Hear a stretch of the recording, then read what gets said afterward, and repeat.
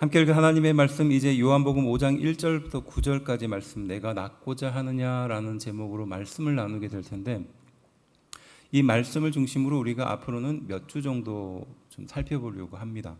그러니까 요한복음 5장에 나와 있는 주요한 내용, 이 첫 시작이에요. 그래서 오늘 함께 나누는 말씀을 통해서 이제 다음 주까지 이제 쭉 연결되는 말씀으로 나누게 될 것입니다.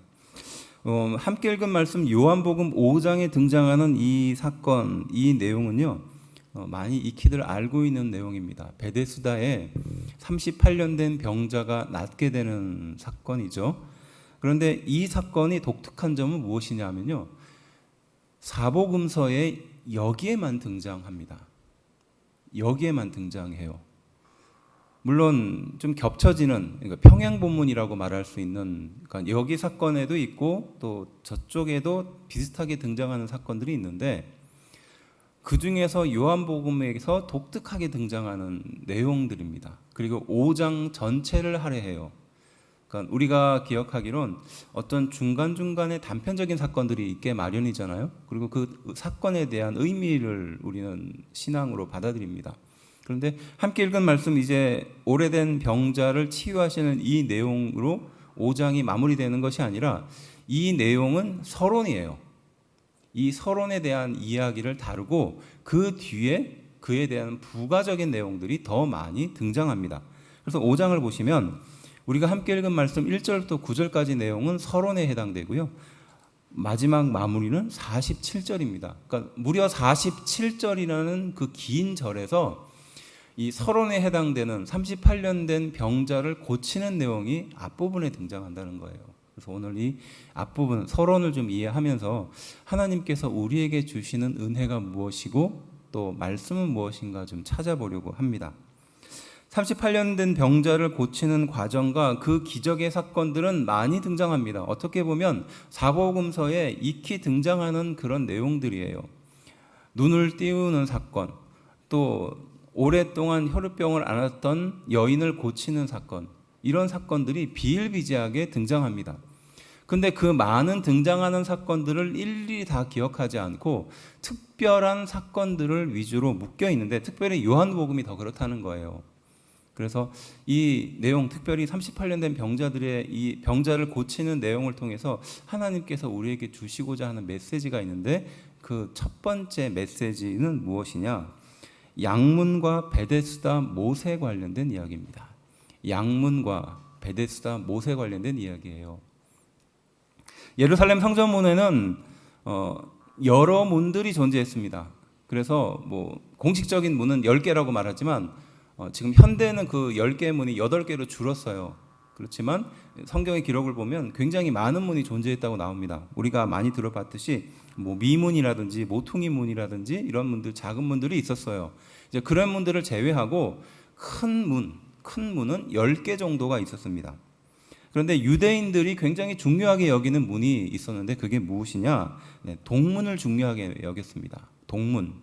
그래서 혹시 여러분 들어보셨을지 모르겠습니다. 골든게이트라는 말 들어보셨습니까? 네, 골든게이트. 네, 황금문이죠, 황금문.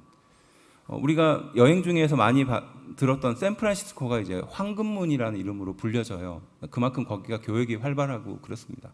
근데 이 유대인들이 이 동문을 굉장히 중요하게 여기는 이유가 뭐냐면, 그쪽으로 바로 메시아가 임하시기 때문에 그래요.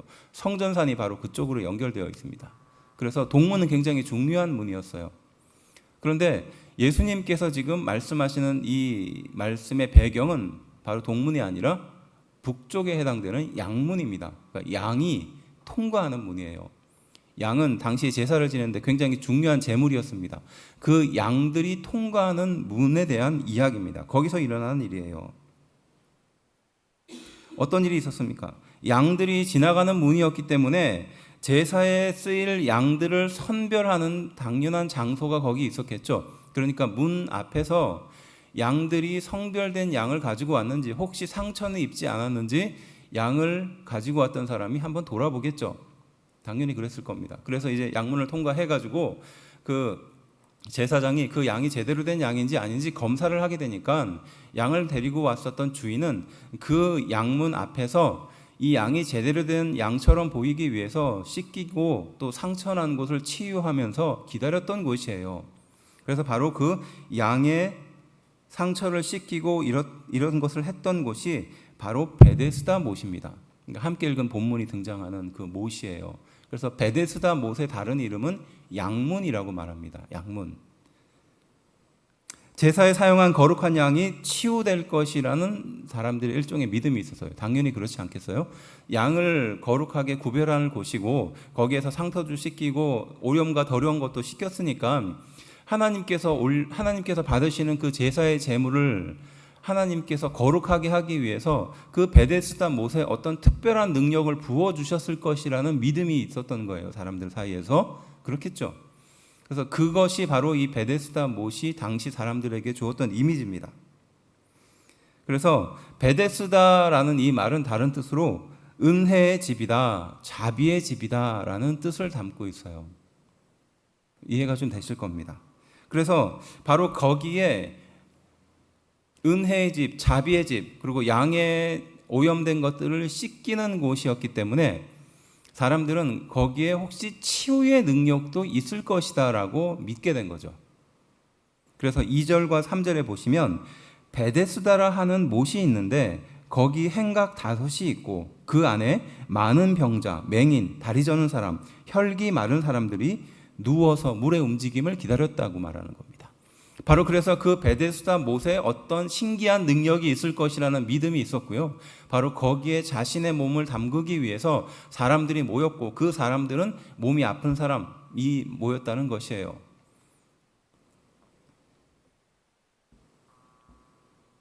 바로 그게 그 장소의 특징이었습니다.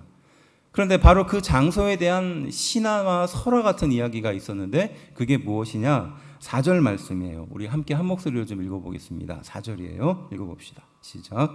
이는 천사가 가끔 못에 내려와 물을 움직이게 하는데 움직인 후에 먼저 들어가는 자는 어떤 병에 걸렸든지 낫게 되밀어라. 아멘.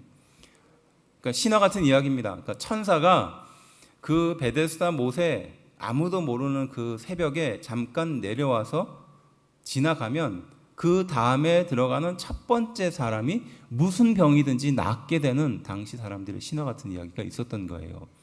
그러니까 그 행각에 모여서 병자들이 모여서 기다렸던 것은 뭘까요? 혹시 오늘이라도 천사가 오지 않았을까? 그러니까 매일 아침 새벽에 가장 먼저 거기 들어가는 것이 그 병자들의 일과였다는 거예요. 제사에 사용될 거룩한 양이 지나가는 곳입니다. 그리고 거룩하게 하는 어떤 효능이나 능력이 미신처럼 퍼져 있었던 그 장소예요. 거기에는 누가 많았습니까? 병자들이 넘쳐났던 거예요. 문제를 가지고 있었던 사람들, 도저히 자신의 능력으로는 해결되지 않는 문제에 사로잡혀 있는 사람들이 가득했다는 것입니다. 무슨 뜻일까요? 은혜가 있는 장소에는요, 의심도 함께 있다는 뜻이에요. 은혜가 있는 장소에는 의심이 항상 존재한다는 것입니다. 제가 예전에 살았던 곳은 저 지방에 잠깐 살았는데 거기서 한 몇백 미터 정도 걸어가면 약수터가 있었어요. 근데 그 약수터가 어떤 약수터였냐면 그 약수물을 먹기만 하면 피부병도 치료가 되고 위장병도 치료가 되는, 먹기만 하면 모든 병이 치료되는 만병통치약 같은 약수가 나오는 곳이었습니다. 그래서 그리고 그 약수는 달걀물이라 그래서 그 달걀 썩은 냄새와 같은 냄새가 좀 유황 같은 냄새 같아요. 그래서 그 지방에서는 좀 유명한 데였어요. 그래서 일요일만 되면 사람들이 그 약수를 퍼가기 위해서, 담아가기 위해서 그 약수터 앞에 길게 장사진을 치릅니다. 제가 그 근처에 살았잖아요. 근데 제가 그때 당시에 위장병이 있었거든요. 그런데 지척에 그 약수터가 있었는데 그 약수물을 제가 먹어본 기억이 별로 없어요. 한두 번 있었을까요? 거기 1년을 넘게 살았는데 그랬어요. 이게 무슨 뜻이냐? 그 약수가 소중하다, 귀하다, 정말 병을 치료한다라는 그런 믿음을 가지고 사람들이 오랫동안 거기서 기다리고 일요일 날 줄을 서는데 정작 그 주변에 있는 사람들은 그 약수에 대해서 반신반의한다는 거예요.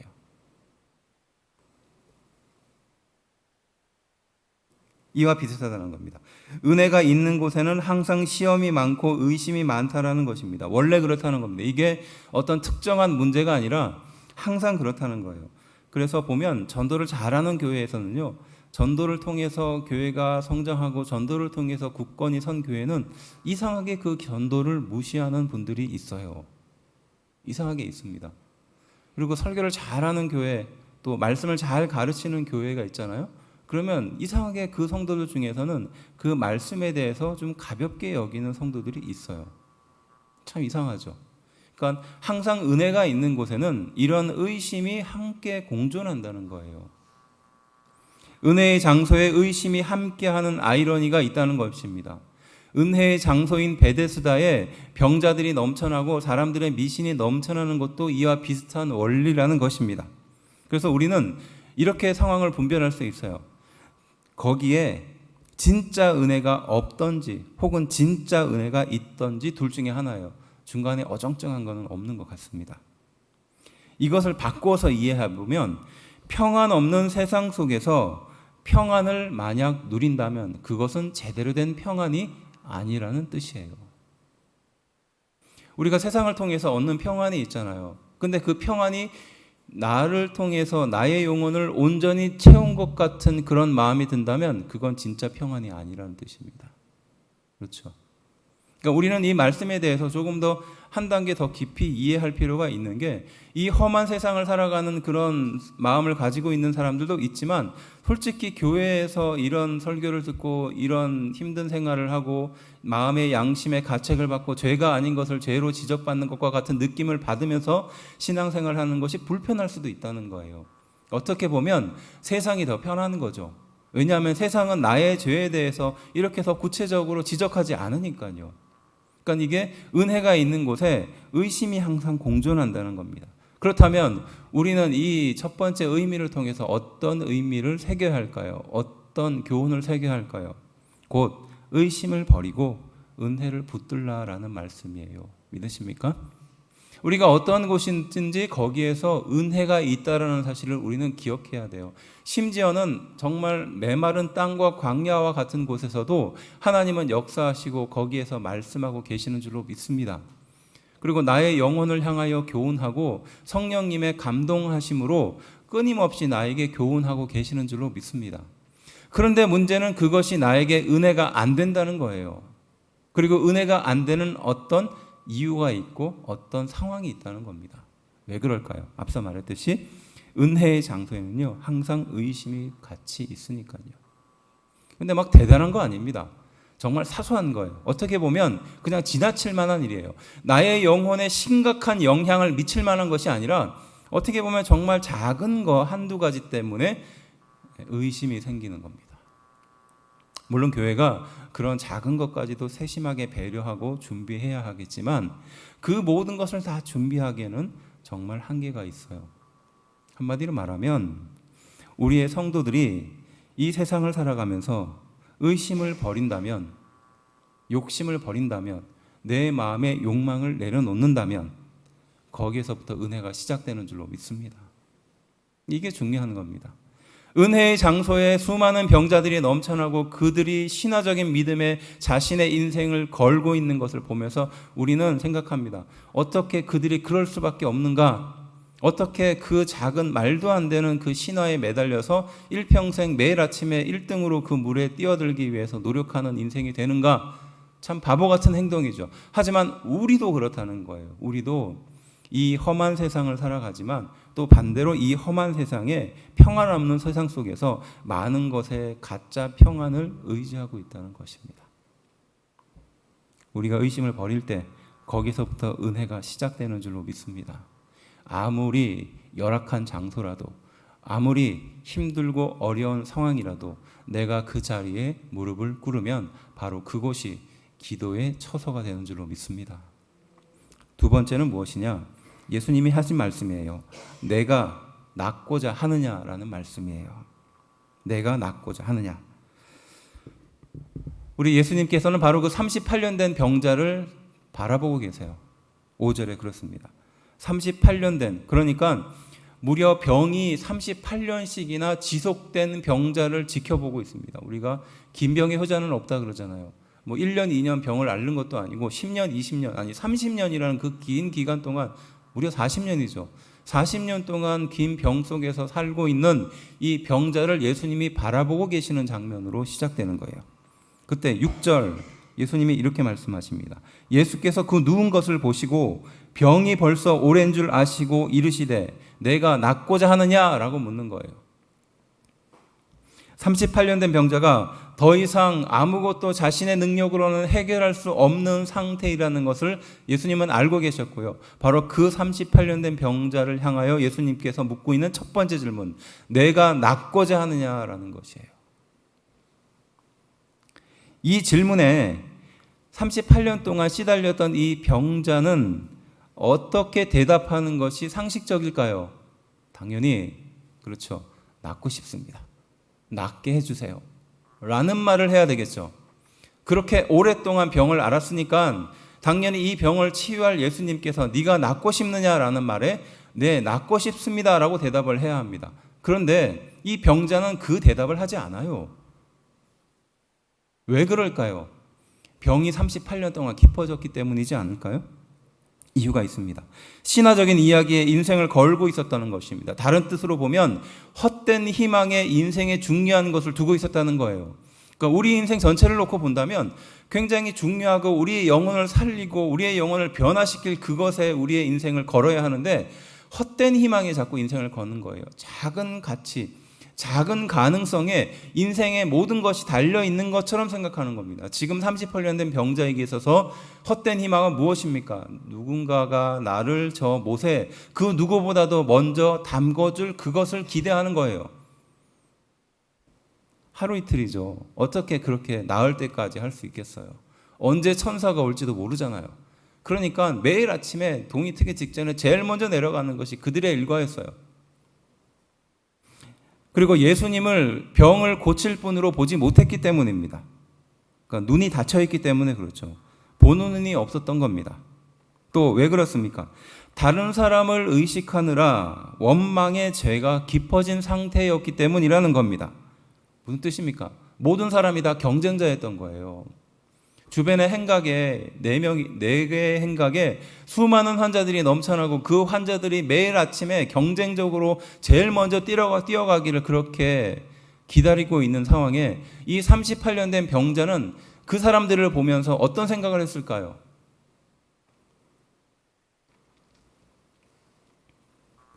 그러니 그 모든 사람이 경쟁자였기 때문에 매일 그것이 힘들고 괴롭고 슬픈 일입니다.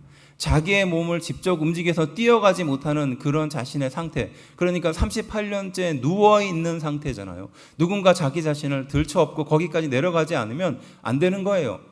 이런 상태니까 매일 아침에 그들이 경쟁적으로 거기에 뛰어들어가는 모습을 보고 있을 때 그 마음이 얼마나 괴롭고 무너졌는가예요. 장기이식 대기자를 신방한 적이 있는데요. 그 부모님이 그러더라고요. 장기 이식을 대기하는 사람들이 같은 병실에 대개 있거든요. 근데 같은 병실에 같은 처지에 있는 사람들끼리 모여 있으니까 처음에는 서로 위로하고 이래요. 그런데 막상 장기 이식의 대기라는 그 현실 앞에 놓여지면 이 사람들이 좀 없었으면 좋겠다 그런 마음이 솔직히 들더라는 거예요. 안 그렇겠습니까?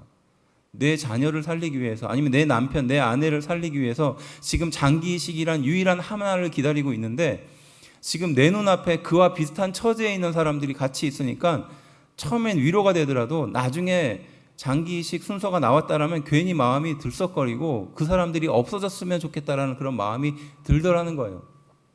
마찬가지거든요.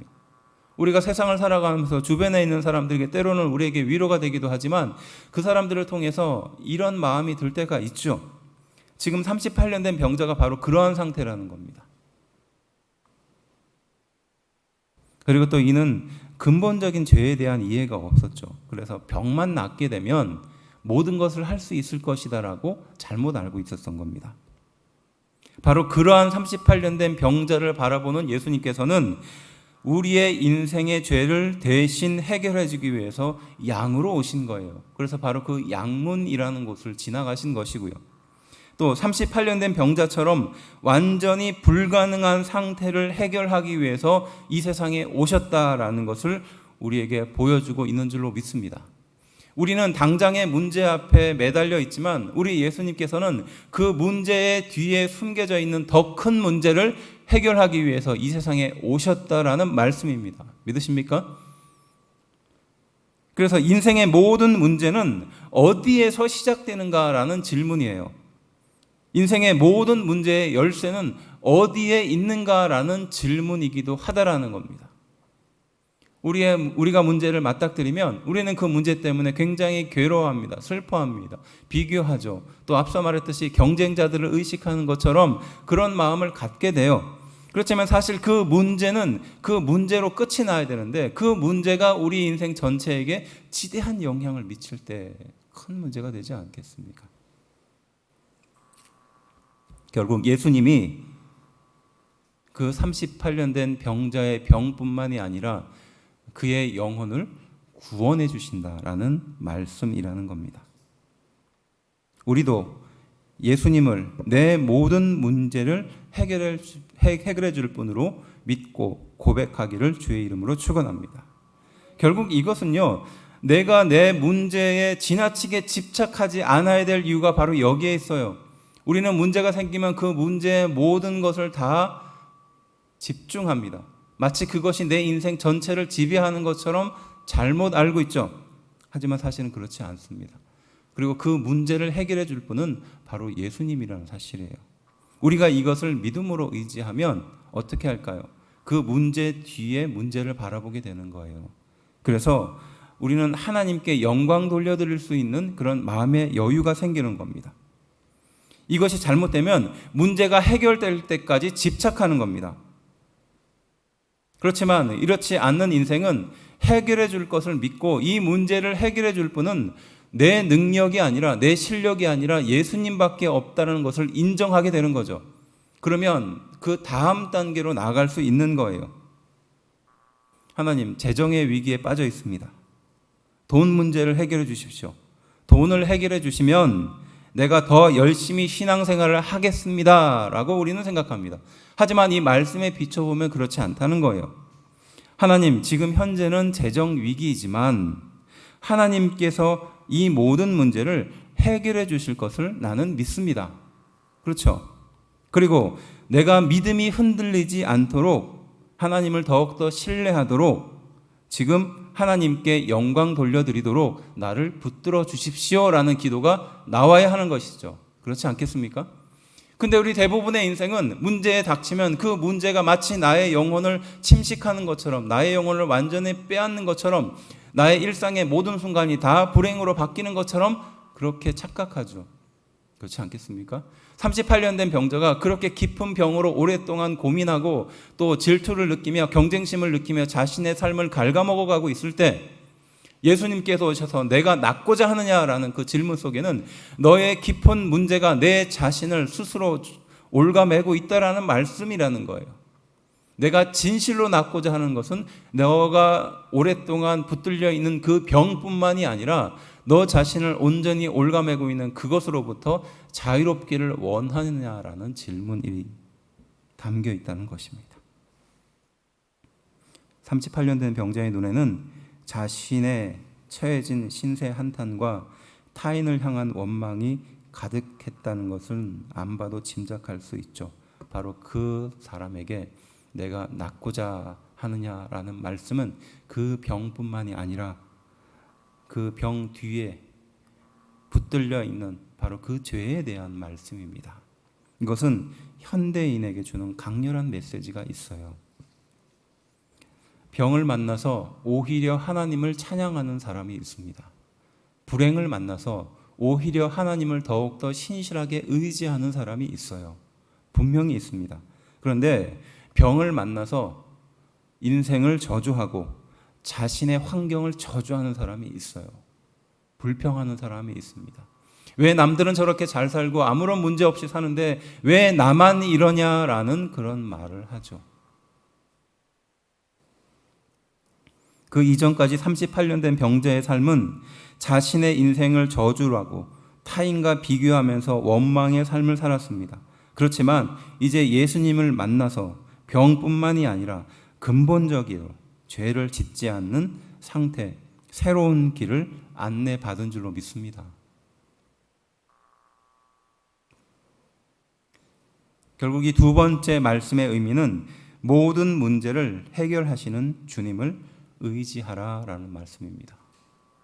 결국 문제를 해결해 줄 분은 바로 예수님밖에 없다는 말씀이에요. 믿으십니까? 우리는 이 문제가 해결되기를 간절히 바라요. 그래서 기도도 하고요. 열심을 갖고 찾고 구합니다. 근데 마침 그 문제가 해결이 되잖아요. 그러면 모든 것이 잘 풀릴 것 같고 모든 것을 잘 할 것 같고 더 열심히 봉사하고 헌신하고 기도할 것 같죠. 그렇지 않습니다. 그런 사람이 많지 않아요. 정말 많지 않습니다. 오히려 과거보다 더 후퇴하는 삶을 사는 경우가 많아요. 그 소원을 이루기 위해서 달려온 사람은요, 그 소원이 이루어지고 나면 또 다른 소원을 향하여 달려갑니다. 이와 마찬가지 인생이라는 것이에요. 그래서 사단이 우리 인생을 교묘하게 사용하는 방법이 저 원대한 목표를 바라보지 못하게 만드는 거예요. 내 앞에 놓여진 작은 목표에 인생을 던지도록 만드는 겁니다.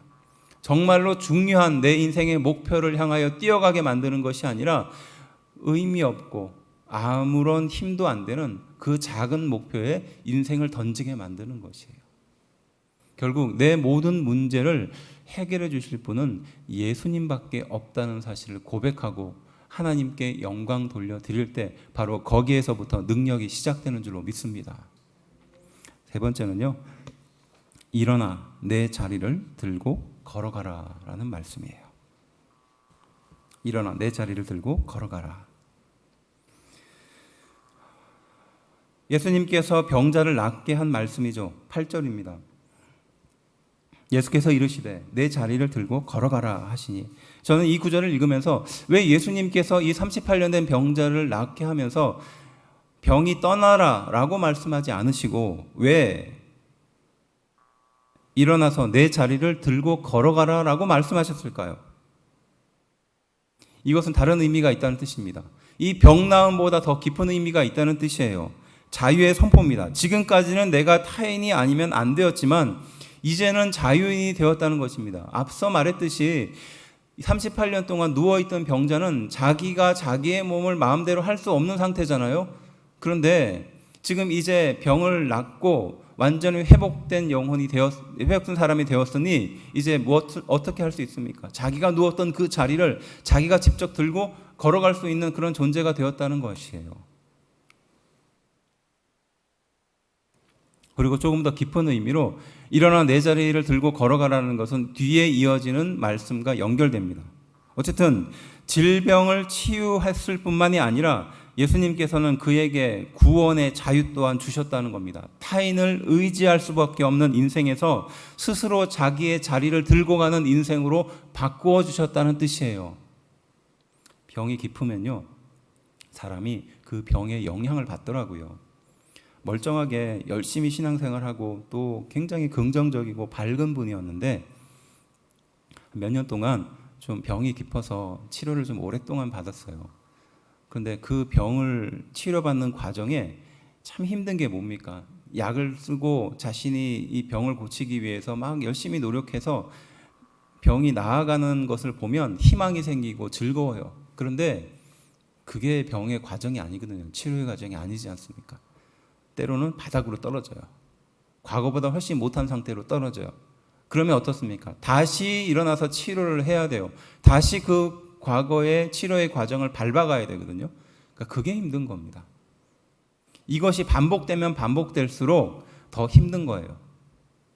그래서 재발이 무섭다는 것이 그런 것이지 않습니까? 처음에 병을 얻었을 때는 잘 모르잖아요. 치료의 과정도 잘 모릅니다. 그래서 이겨낼 수 있을 거야, 잘할 수 있을 거야 라고 생각해요.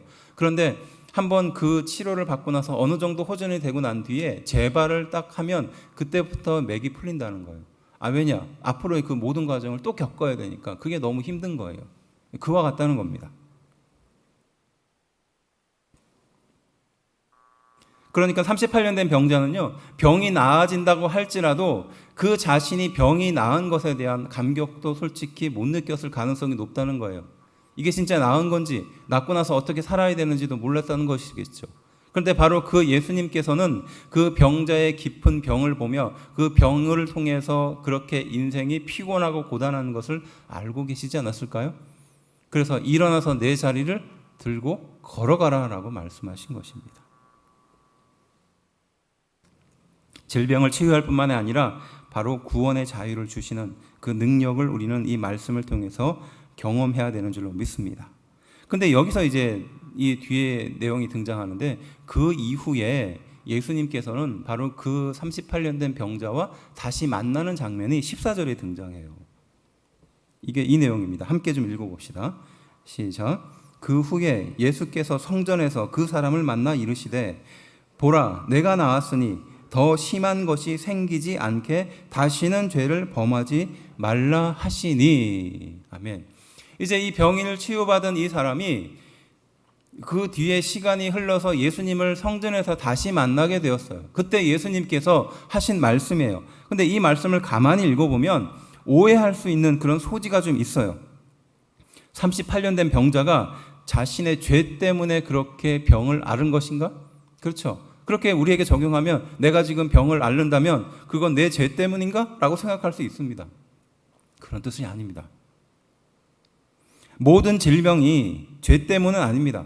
그러나 죄의 결과가 질병과 죽음이라는 사실을 우리는 알고 있어요. 그러니까 우리가 질병에 걸리는 것도 죽음에 이르는 것도 결국 무엇입니까? 죄로부터 시작되는 결과라는 거예요. 아담이 하나님의 말씀에 순종하지 못함으로 그 계약을 파기해서 생긴 일들이잖아요. 그러니까 종신통으로 일을 해야 되는 거지 않습니까? 그리고 죽음과 질병이라는 출산이라는 바로 그 고통을 하나님이 우리 인생 가운데 주신 것이에요. 그렇지만 모든 고통이 다 하나님께서 주셨느냐? 그건 아니죠. 이 말씀에 대한 오해가 그것입니다. 인간의 근본적인 문제가 하나님과의 관계의 단절로부터 시작됐다는 겁니다. 여기서 더 심한 것이 생기지 않게라는 것은 그 이전의 상태보다 더 나빠지지 않게 하기 위해서 죄를 끊으라는 말씀이에요. 다시는 죄를 범하지 말라라는 것은요, 이 원래의 뜻은 반복의 의미가 아닙니다. 그러니까 죄를 짓고 다시 또 죄를 짓는 그 반복의 의미가 아니라 더 이상 이제는 죄의 상태에 놓여있지 말라라는 뜻이에요. 곧 그가 지금까지 계속해서 죄를 짓고 있는 상태를 반복하고 있었다는 겁니다. 예수님께서 바로 그의 인생을 바라보면서 이제 더 이상 너는 죄로 인하여 붙들려 있는 인생이 아니니까 이 이상 죄의 상태에 있지 말아라 라는 말씀이라는 거예요. 예수님의 이 말씀을 잘못 오해하면요, 유대인이 정한 율법을 범하지 말라라는 뜻으로 오해할 수 있습니다. 예수님은 이 말씀으로 이것을 하신 것이 아니에요. 더 근본적인 죄로부터 벗어나라라는 뜻입니다. 죄로부터 벗어날 수 있는 유일한 방법은 예수님밖에 없음을 예수님이 말씀하고 계시는 줄로 믿습니다. 그래서 요한복음 16장 9절은요, 죄에 대해서 이렇게 정의합니다. 죄에 대하여라 함은 그들이 나를 믿지 아니함이요 라고 말해요. 그러니까 요한복음이 바라보고 있는 죄의 정의는 무엇이냐? 예수님을 믿지 않는 것이 바로 죄라는 거예요. 내가 잘못을 저지르고 어떤 남에게 해를 끼치는 것이 죄가 아니라 그것은 죄의 한 범죄일 뿐입니다. 더 근본적인 죄는 무엇이냐? 예수님을 믿지 않는 것이 죄라는 것이에요. 예수님을 믿지 않음으로 생겨나는 그 파생되는 많은 일들이 다 죄라는 것입니다. 38년 된 병자가 예수님을 진정으로 고백하지 않고 그렇게 불신과 불평을 가지고 살았던 인생에서 이제 예수님을 만나서 새로운 길을 제시받고 구원의 길을 허락받았지 않습니까? 그래서 병을 낫고 자신이 누웠던 그 자리를 들고 일어가는 변화된 인생으로 살게 되었는 줄로 믿습니다. 그런데 그의 인생이 병으로 인하여 벗어된 그 인생이 예수님을 통해서 새로운 길을 안내받은 그 인생이 다시 과거의 율법으로 돌아가는 거죠. 바로 그를 향하여 예수님께서 하신 말씀이라는 겁니다. 죄를 짓지 말라는 것은 무슨 뜻일까요? 사실 그 누구도 죄를 짓지 않는 인생은 없습니다. 그 어떠한 사람도 이 세상이 창조되고 난 이후에 죄를 짓지 않고 살아갈 수 있는 인생은 없어요. 죄를 안 짓는 것처럼 이렇게 치장하지만 사람은 누구나, 모든 사람은요, 죄로부터 벗어날 수 없는 인생입니다. 그렇지 않습니까? 작은 죄든 큰 죄든 죄로부터 벗어날 수 없는 인생이에요. 그런 인생에게 예수님께서는 죄를 짓지 말라라고 하셔요. 이게 무슨 뜻일까요? 죄를 짓지 않을 수 있는가라는 질문이에요. 율법의 조항들을 형식적으로 지킬 수는 있어요. 38년 된 병자가 그랬겠죠. 지금 우리에게 적용하면 주일 예배 잘 드리고 헌금 잘 드리고 봉사 열심히 하고 기도 생활 열심히 하고 이러면 죄를 짓지 않는 것처럼 착각할 수 있습니다. 하지만 그것은 우리 자신을 거룩하게 유지하는 방편일 뿐이지 죄를 짓지 않는 것과 크게 상관없어요.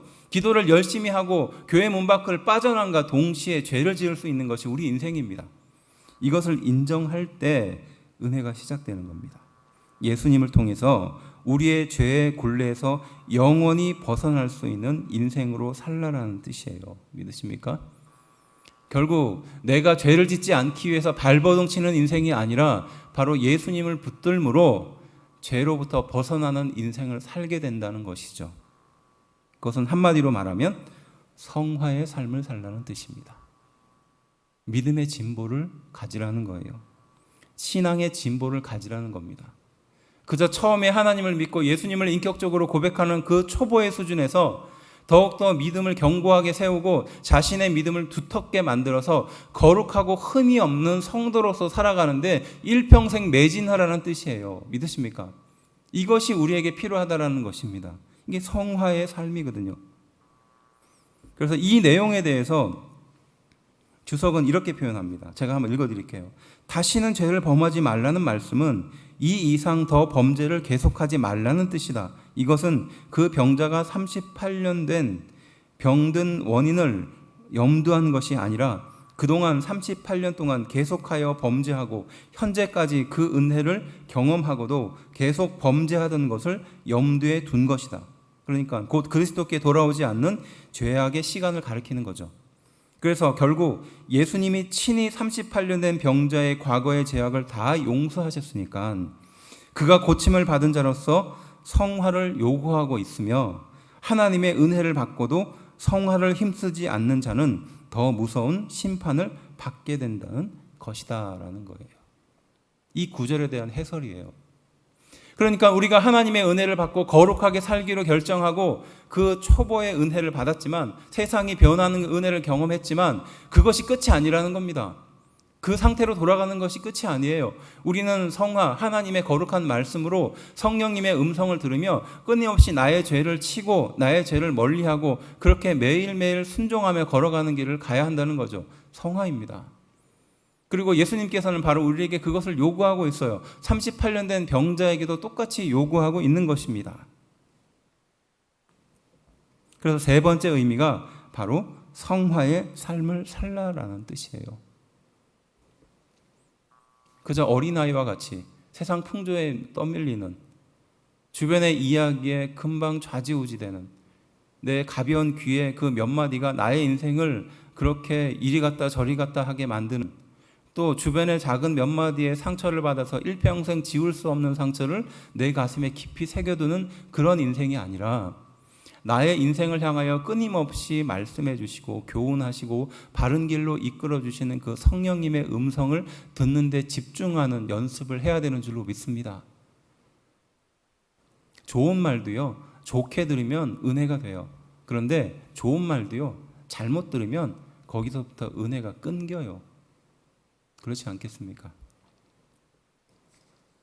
정리하면 양문과 베데스다라는 말은요, 의심을 버리고 하나님의 은혜를 붙들라라는 메시지입니다. 두 번째, 내가 낳고자 하느냐라는 말씀은요, 불가능한 우리의 상태에서 우리의 모든 문제를 해결하실 분은 예수님밖에 없다라는 말씀입니다. 그리고 마지막 세 번째는요, 바로 성화의 삶을 살라라는 메시지인 줄로 믿습니다. 결국 우리는 의심할 수밖에 없는 상태고, 결국 우리는 불평할 수밖에 없는 상태고요, 결국 우리는 안주할 수밖에 없는 상태의 삶을 살아가는 인생입니다. 하지만 그런 인생에게 찾아오셔서 예수님은 우리의 병 깊은 것을 지금 바라보고 계시는 줄로 믿습니다. 38년 동안 누워서 남들이 뛰어가는 것을 보며 상처를 받았던 그 인생을 향하여 예수님이 내가 낫고자 하느냐라는 질문을 하고 있어요. 마찬가지로 이 세상을 바라보면서 상처를 받았던 우리의 인생을 향하여 예수님은 지금도 나에게 물어보고 계십니다. 내가 낫고자 하느냐? 바로 그 질문에 아멘이라고 대답하고 하나님의 능력 있는 삶을 회복하는 하나님의 거룩한 자녀가 되기를 주의 이름으로 축원합니다. 이 세상은 험하고 외롭고 힘들고 어려운 인생길입니다. 하지만 바꿔서 보면요, 그 험하고 어렵고 외로운 인생길을 우리 하나님께서 계획하고 계시고요, 내 인생에 손을 붙들고 계시고요, 이끌고 계신다는 사실이에요. 이것보다 우리 인생을 긍정적으로 바꿀 만한 일이 어디에 있겠습니까? 내 작은 그 한 개의 지혜를 가지고 또 내가 경험한 그 옹졸한 경험을 가지고 이 상황을 판단하고 또 상처받을 일이 아니라 하나님께서 주시는 큰 은혜를 붙들고 나아가야 하는 줄로 믿습니다. 바로 거기에서부터 하나님의 능력이 시작됩니다. 그리고 바로 거기에서부터 기적이 시작됩니다. 그리고 바로 거기에서부터 은혜가 시작됩니다. 기도하겠습니다.